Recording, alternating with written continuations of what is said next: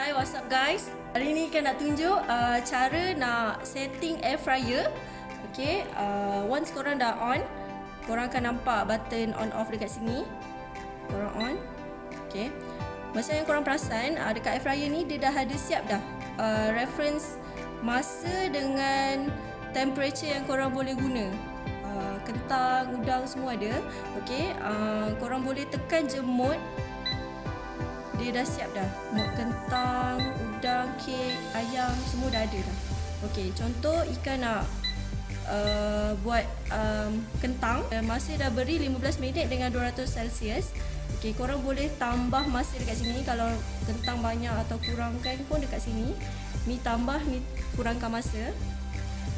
Untuk naikkan, kurangkan temperature atau naikkan temperature, korang boleh set dekat sini.